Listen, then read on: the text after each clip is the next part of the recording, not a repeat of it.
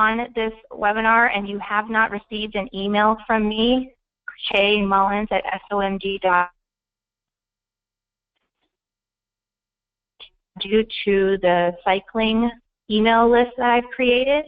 Once again, if I have not sent you an email, I apologize, but I'm just trying to update my 2017 cycling contacts. So please do send me an email. My email also will be on the last slide of this presentation. So Chris, I'm going to turn it over to you. Thanks, Kristen. Hey guys. Wow, we're talking to each other 2 times in a month, so it's good to talk to you. Just going to run through events offered, the rules, some reminders about the rules changes and season deadlines, and then Kristen's going to go through the certification. So let's go right to events offered. We offer 3 time trials of 500 meters, the 1K and the 2K. And then we have 2 mass start road races, a 2K and a 5K and a 10K.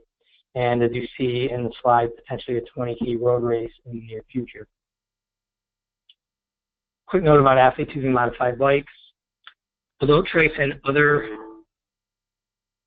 sorry, excuse me for a second, GoToMeeting just keeps throwing stuff up in front of me. Although trikes and other modified bicycles may be entered in the time trial, we talked about this unless the chief referee lets us put them into the road race. It will be approved in advance by the cycling director, and this is a Special Olympics rule that supersedes USA Cycling. The official rules for Special Olympics cycling, on the top is the UCI. The national governing body is USA Cycling. That's who will be providing referees, and we go by official Special Olympics sports rules for cycling and Article 1. That's where there is overlap of rules. Special Olympics cycling rules shall apply. And at the bottom is the link to the source book for the rule book for Special Olympics cycling. Some of the new rules published have to do with World Games.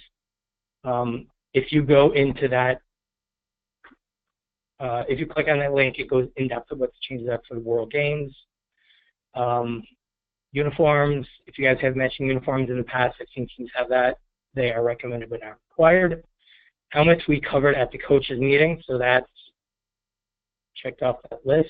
And appropriate cycling wear, no jeans, something that's snug to the body that pant legs won't get caught in chains and chain guards and get wrapped up. Other cycling equipment, socks, cycling shoes, gloves, eye protection, and hydration. Hydration is a big one. It's been the last 2 times cold and windy at Fort Ritchie, sorry. So keeping everybody hydrated is super essential. For the coaches, we know that we can't pace or follow our athletes in a vehicle or a bike. We can give encouragement from the sidelines. That includes talking about gear changes, speed changes, no physical pacing or running alongside our athletes. We can provide directional assistance. There will also be course marshals and people around the course and partial volunteers helping out.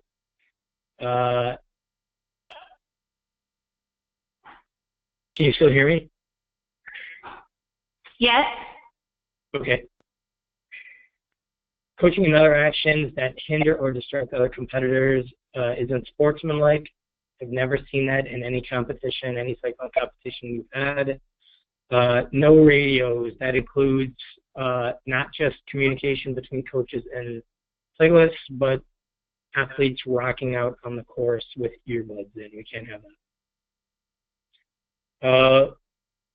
All bicycles must meet USA Cycling safety standards. We haven't had a problem in the past with the referees saying anything is illegal. They have always been really, really accommodating to our athletes, making sure that they are able to race. The modified bikes will be inspected by officials and will be approved at the start of the race. They're usually approved before the race. They must have 2 working handbrakes. In the past, we have gotten this wave that some athletes only have use of one hand, regardless of how many brakes they have on the bike. One hand is only working your brake. All athletes must have at least one hand on the bars at all times. No radios, no headphones. Special aero equipment, we don't have this. Most of our athletes do not use aero helmets, disc wheel skin suits in the time trials. If you have a racer that would like to use that, they have to use it in the qualifier or the 2 qualifiers to make sure that they're able to use it properly and handle their bikes with these accoutrements added to their bike. Modified bicycles and adult trikes, they are only permitted in the time trial. We have in the past have the chief referee let modified adult trikes and modified bikes race in one heat in the 5K and the 10K. So that is something that we can talk to the chief referee if come qualifiers and Fort Ritchie that we have athletes do that.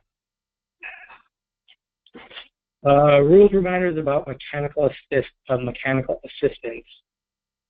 You may change a part, a broken part, inner tube, a tire during the race. Assistance is permitted. If a cyclist falls off of their bike, you are able to give them a healthy shove of 10 meters to get them rolling again. The athlete may run with their bicycle after a crash or a flat, and the athletes may not make progress forward without their bicycle. They must travel forward with their bicycle. Rules for the time trial.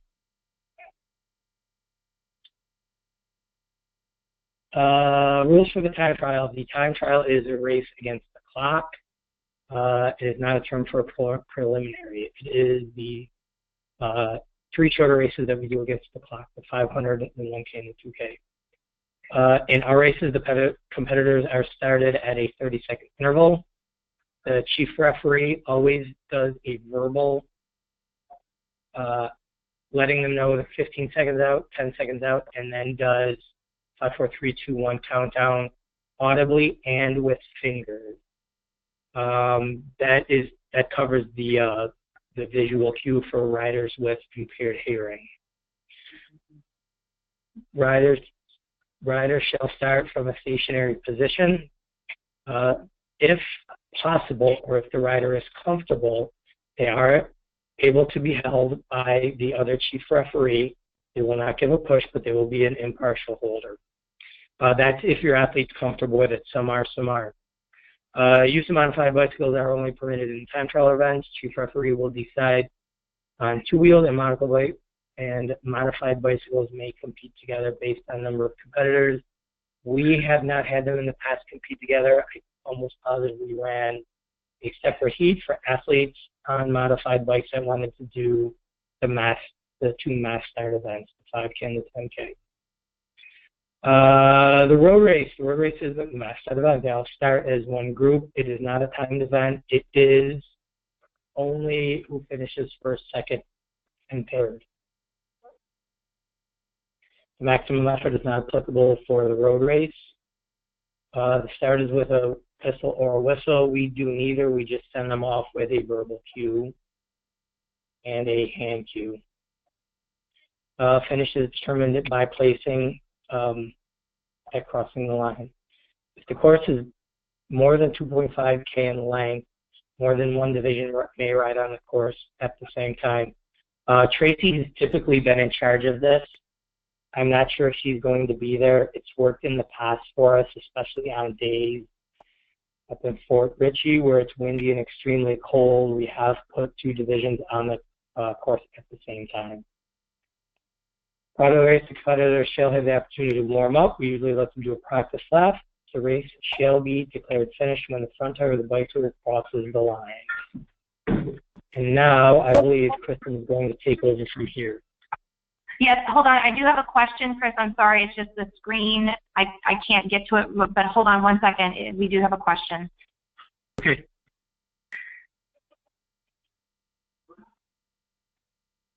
It says, in the past, you have had tricycles compete with the rest of the field. I guess it's not really a question, it's more of a statement. Oh, okay. I don't remember that happening. I thought we divisioned the adult trikes out separately, so there was no safety issues. And moving forward, that's what I would like to do. But that's upon your approval. Okay, well, we'll get that clarified and get back with you, Rennie. Okay, yes, thank you so much, Chris, for your expertise. And if there are any other questions, we do have an opportunity at the end of the PowerPoint to revisit any specific rules or questions you might have after you've seen this cycling season. But one of the most important slides is up on the screen right now. No athletes or volunteers may participate in any manner in Special Olympics Maryland program without a valid and current medical form or volunteer application, and there's no exception to this policy. So if it's the coach that's on the line right now, get in touch with your area leaders and make sure that all of your athletes on your team, your volunteers and coaches are up to date. I know Rachel and I have worked very, very hard looking at the rosters from 2016 cycling event, the Fall Fest, that we have those prepared for all athletes that participated, all areas that participated last year. So if you want to know where your athletes stand, if they're cleared through the season, we have that ready for you. So coaches, if you're unaware, please make sure that you have this ready now at the beginning of your season. Here are some registration deadlines, and they have changed due to the late start of the school, so you want to make sure that these dates match up with what other paperwork you might have. There has been a bit of an extension on the registration deadline and also last day for missing forms. Please make sure, coaches and head coaches, that all of your paperwork is valid through the Fall Festival. So it cannot end on the 20th. It must be valid through the 21st.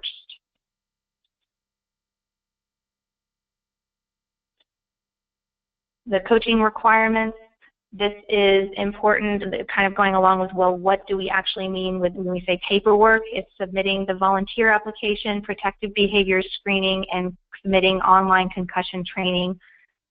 They are valid for 3 years, but once again, if you're unaware, if you don't know when last time you completed those, we have all of those dates at headquarters.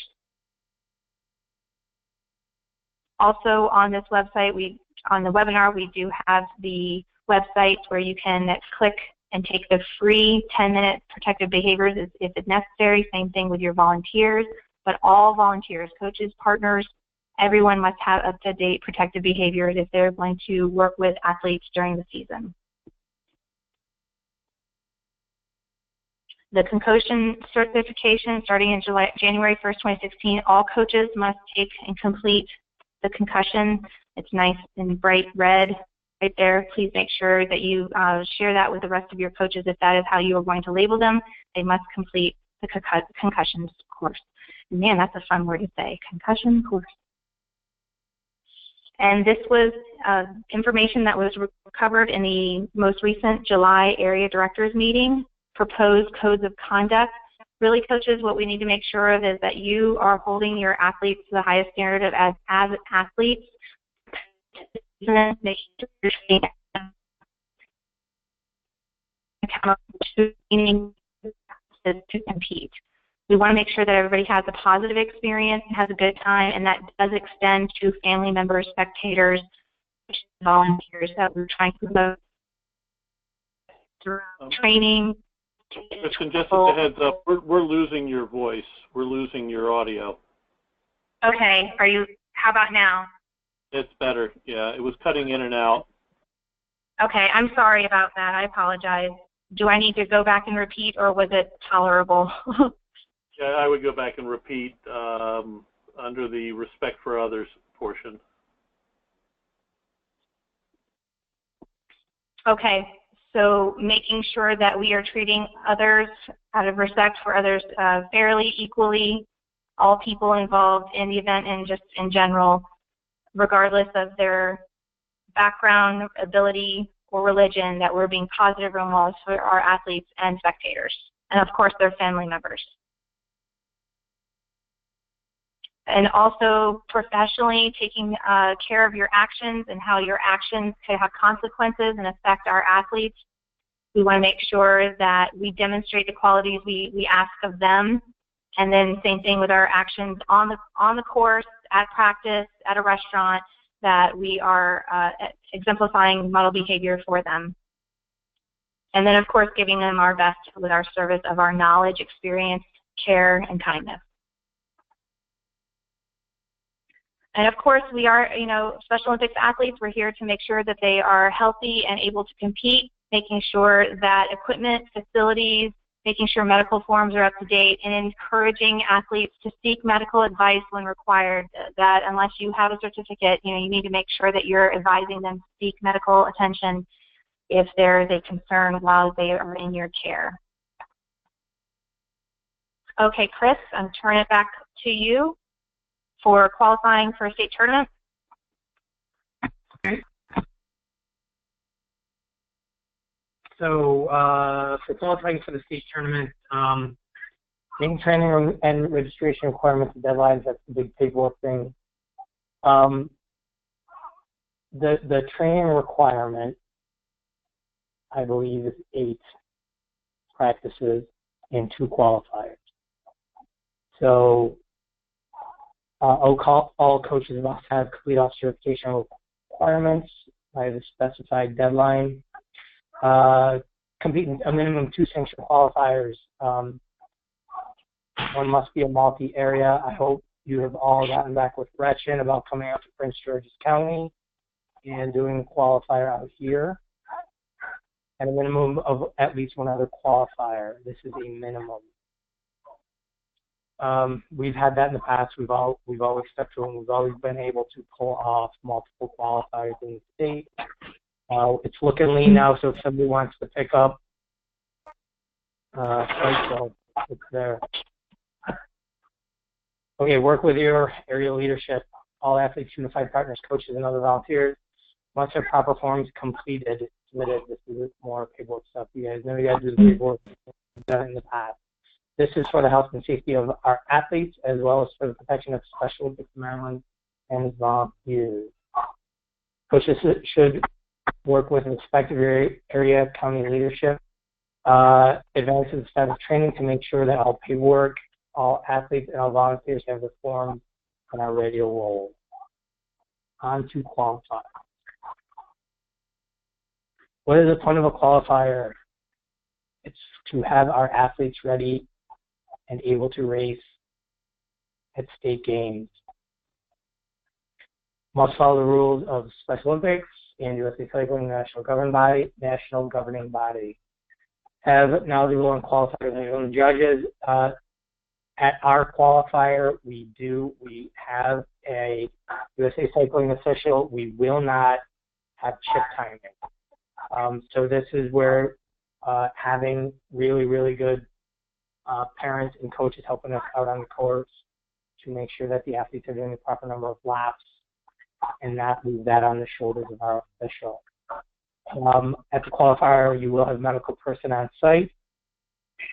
Ideally, the qualifier will include 3 or more areas or counties. But for cycling, 1 can be an in-house qualifier. Only 1 program, often with a practice session, but must meet all of the other criteria for a qualifier. Pension forms must be submitted to the area director and to SMDHQ at least 30 days prior to your qualifier. And failure to adhere to these very well may nullify your event status, which is not good because we need you guys to put on more qualifiers.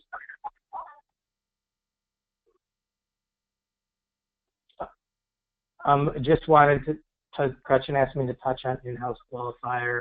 It's where you time your athletes in their respective events, and that time is sent into Special Olympics Maryland to count as a qualifying time. Kristen, do you want me to keep going through athletes with the? This is technically our last slide. The remaining Okay. slides that I'm going to show everyone are resources, which everyone should be aware of, but we wanted to make sure that they were here for everyone to see and to know what they look like. But back to the qualifiers, just to let you know, I just heard today from St. Mary's that they will be having a qualifier for any interested area or athlete on Saturday, September 30th. I will be putting that information on the website on SharePoint tomorrow. You want to add that to your calendar of options for the qualifiers. At this time, the Sykesville qualifier, the venue is available, but we are looking for an area to be willing to run the event. An area, it can't just be a coach, it must be an area leadership stepping forward and wanting to run the event. So we have about 2 days to make that decision if someone would like to step up. It is September 9th is the date that's been reserved to keep the Sykesville event running. Once again, if you haven't already emailed me or if you are thinking that would be something your area would like to take on, please email me, kmullins@somd.org. Once again, I'm going to flip through these resource pages. They are here as just a reference of what we're saying when we say the medical application, which is for the athletes, the new one, 5 pages long. And they will be sent via the secure method or the new folder sharing to Rachel. Also, this includes volunteers, coaches, and partners, making sure that they have proper paperwork. That paperwork is the volunteer application form. And then, of course, our incident form in case of an accident. We also offer or recommend coaches sports certification. Chris, I want to thank you once again for having the coaches certification class, the coaches training, where you distributed all those helmets earlier this year. I really think that set the tone and got a lot of people talking and getting excited about this season early on.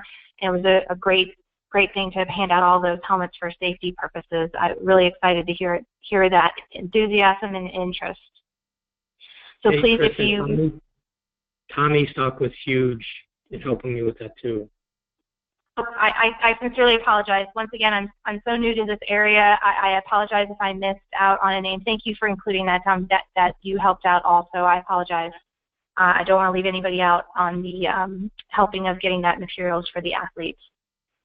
So once again, if you need to contact me, I'm the first one at the top, Krista Mullins at somd.org. Please call me or email me if you have any questions about cycling or if I'm in any of your counties, or if you have anything else that I can help you out with. I know Chris, Tom, and the rest of the cycling crew would be glad to advise and help through the season. Mike, I'm going to give you an opportunity if there's anything you feel we need to add. No, I think you covered it well. We wish everybody a great season and look forward to seeing folks out there at the various competitions. Okay, great. I do have a hand raised, so I'm going to get that.